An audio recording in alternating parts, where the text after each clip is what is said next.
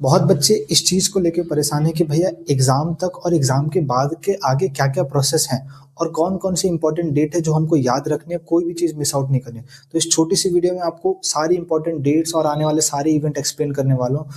Video को save कर लेना या पेन पेपर लेके सारी चीज़ें लिख लेना। फेज़ वाइज़ बात करते हैं। सबसे पहले जो फेज़ है वो आपका एग्ज़ाम तक। तो आपका एग्ज़ाम 11 मई से लेके 31 मई के बीच में होगा। एग्ज़ाम के डेट्स में ज़्यादा चेंजेस नहीं आएँगे कि आप सोचो कोई बड़ा चेंजेस हो जाएगा। ज़्यादा से ज़्यादा एग्ज़ाम की डेट एक्सटेंड करते-करते 11 के बदले 13 मई हो जाएगी। कोई 10 दिन का आपको ज़्यादा टाइम नहीं मिलेगा कि भैया बहुत ज़्यादा टाइम मिल गया, चलो और पढ़ लेंगे।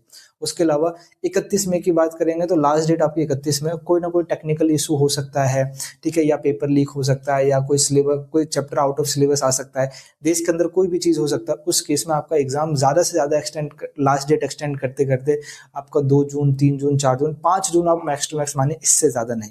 अब हर एग्ज़ाम से पहले आपके 8 से 10 दिन पहले आपके पास एक इंटीमेटेड स्लिप आएगी, आपके पोर्टल पे दिखेगी। इंटीमेटेड स्लिप बेसिकली आपको ये बताता है कि किस सिटी में आपका एग्ज़ाम है। आपने फॉर्म भरते समय 4 अपनी प्रायोरिटीज़ दी थी सिटी के लिए। मोस्ट प्रोबेबली चांस है कि फर्स्ट वन वाली सिटी में ही आपको एग्ज़ाम एलोकेट करा जाएगा एग्ज़ाम सेंटर। लेकिन अगर किसी को सेकंड या थर्ड सिटी में मिलता है तो उसको पहले से तैयार रहना चाहिए। आपका एडमिट कार्ड एग्ज़ाम से 2-3 दिन पहले आपके पोर्टल पे दिया जाएगा। आप उसको डाउनलोड करके पहले ही रख लीजिएगा, क्योंकि एंड टाइम पे अगर दिक्कत हो गई, एंड टाइम पे वो पोर्टल मतलब साइट क्रैश कर गई, बहुत सारे लाखों बच्चे हैं, आप अपना एडमिट कार्ड डाउनलोड नहीं कर पाए, तो आपको ये तो पता होगा कि मेरा एग्ज़ाम किस सिटी में है, लेकिन आपको ये नहीं पता होगा कि उस सिटी में कौन से सेंटर में है, क्या टाइमिंग है, कौन सी मेरी शिफ्ट है, फर्स्ट, सेकंड, थर्ड। तो इन सारी समस्याओं के लिए आप पहले से उसको डाउनलोड करके रख लो। आपके एग्जाम खत्म हो गए, आप रिलैक्स करो। 15 से लेके 20 जून के बीच में जब प्रोविजनल आंसर की आएगी, प्रोविजनल आंसर की से आपको बेसिकली अपना पेपर चेक करना है अपने लिए, ठीक है।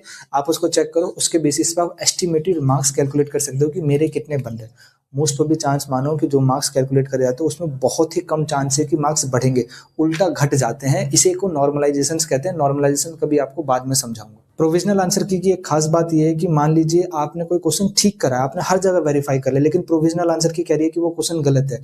तो हालांकि गलती एनटी की तरफ से हुई है, लेकिन उस क्वेश्चन को चेक कराने के लिए आपको अपनी तरफ से पर क्वेश्चन 200 रुपीज चार्ज देना पड़ेगा। और उसके बाद वो क्वेश्चन को देखा जाएगा, अगर वो ठीक पाया जाएगा तो ठीक करा जाएगा। और एक बार वो क्वेश्चन ठीक हो गया तो सब बच्चों को ठीक कर दिया जाएगा जिनके पास भी वो सेट था, वो शिफ्ट थी और वो पेपर था।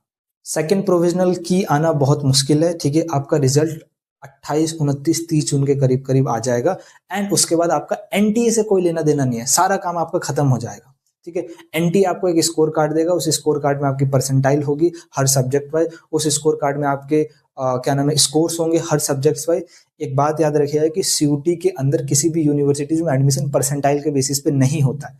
तो कितनी परसेंटाइल आई है उसका मेरा कोई लेना देना नहीं, उसे भूल जाओ। जो भी मार्क्स आए उस मार्क्स के बेसिस पे आपका क्या होता है, एडमिशन होता है। अब मेरे हाथ में रिजल्ट है, तो भैया अब रिजल्ट के बाद क्या होता है, देखो 1 जुलाई से लेके 30 जुलाई तक आप मान के चलो कि ज्यादातर यूनिवर्सिटी, जितनी भी यूनिवर्सिटीज है, सारे के सारे अपने पोर्टल्स ओपन कर देंगे। उनका खुद का समर पोर्टल होगा। उन हर एक पोर्टल पे आपको रजिस्टर करना पड़ेगा जिसमें भी आप एडमिशन लेना चाह रहे हैं, जिस भी यूनिवर्सिटीज में। इन यूनिवर्सिटीज का फॉर्म भरने का फीस स्ट्रक्चर बिल्कुल अलग अलग होता है, ठीक है। इसका एनटीए की फीस से कोई लेना देना नहीं है। किसी यूनिवर्सिटीज में सिर्फ 100 रुपीज फीस से काम चल जाता है, और कई ऐसी यूनिवर्सिटीज जहाँ पे आप 1000 रुपये सिर्फ एक कोर्स के लिए फीस भर रहे होते हैं। 2 कोर्स भरेंगे तो उसके लिए 2000 देना पड़ेगा, ठीक है। तो यहाँ पे आपको हर जगह आपको पैसा सबमिट करना पड़ेगा। उसके बाद जैसे ही रजिस्ट्रेशन हो जाएगा, इसे कहते हैं फेज 1 रजिस्ट्रेशन। फेज 1 रजिस्ट्रेशन आप किसी भी यूनिवर्सिटी में करते हैं, वो यूनिवर्सिटी ऑटोमेटिकली एनटीए से आपका डाटा ले लेता है। फेज 2 आता है प्रेफरेंस लिस्ट। अगर उस यूनिवर्सिटीज में मल्टीपल कॉलेजेस हैं, एफिलेटेड कॉलेज है, तो प्रेफरेंस लिस्ट बनानी पड़ेगी, ठीक है। प्रेफरेंस लिस्ट सबमिट होगा, फेज 3 आएगा। उसके अंदर फेज 3 आएगा जिसमें आपकी कट ऑफ आएगी, मेरिट लिस्ट आएगी और आपका एडमिशन हो जाएगा। और उसके बाद आप जब भी कॉलेज अनाउंस करेगा कि इस दिन से आपको कॉलेज आना है, आपको वहां से कॉलेज जाना चालू कर देना। और जिस दिन कॉलेज बुलाएगा उस दिन आपका फिजिकल वेरिफिकेशन होगा, तो सारे डॉक्यूमेंट प्रॉपर लेके जाने होंगे। खास बात दिल्ली यूनिवर्सिटी को लेकर कि दिल्ली यूनिवर्सिटी इकलौती ऐसी यूनिवर्सिटी है जो रिजल्ट आने से पहले ही अपना समर्थ पोर्टल ओपन कर देती है, ठीक है। दिल्ली यूनिवर्सिटी का पोर्टल का नाम CSAS 2026 रखा जाएगा, कॉमन सीट एलोकेशन सिस्टम 2026, ठीक है। ये पोर्टल आपका 20 दिन पहले ही अनाउंस कर दिया जाएगा रिजल्ट से पहले।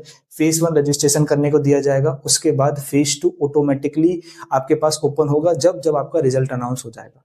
बाकी सारी यूनिवर्सिटीज रिजल्ट आने के बाद ही अपना फेज 1 फेज 2 सब ओपन करती। ड्यू अपनी 2 कट ऑफ निकालने के बाद लगभग जुलाई में ही वो 2 कट ऑफ निकाल देगा, बहुत जल्दी कट ऑफ निकालेगा और 1 अगस्त से आपका कॉलेज चालू हो जाएगा। तो आपको अटेंड करना पड़ेगा, कॉलेज भी चलता रहेगा और बाकी कट ऑफ भी आते रहेगी, बाकी बच्चे भी ज्वाइन करते रहेंगे। बीएचयू अपने 4 कट ऑफ निकालने के बाद एक साथ कॉलेज ओपन करेगा सभी बच्चों के लिए, ठीक है। तो इसके लिए आपको अगस्त एंड लग जाएगा और अगस्त एंड में जाके बीएचयू एक डेट डिसाइड करेगा कि इस दिन सारे बच्चे आएंगे। तो आपके चाहे एफिलेटेड हो चाहे मेन कैंपस हो, आपको वहां जाना पड़ेगा। और डिटेल में किसी यूनिवर्सिटीज के एडमिशन प्रोसेस को समझना है तो यूनिवर्सिटी का नाम लिख दो, मैं उसके ऊपर आपके लिए डेडिकेटेडली वीडियो लाके दे दूंगा। इसी more update and in depth knowledge के लिए चैनल को सब्सक्राइब रख लो, इंस्टा पेज को फॉलो कर लो, बेल आइकन को हिट लगा दो। वीडियो अच्छा लगा तो लाइक करो, अपने सारे दोस्तों तक शेयर करो और कोई डाउट बचता है कमेंट बॉक्स ओपन कमेंट जरूर करो।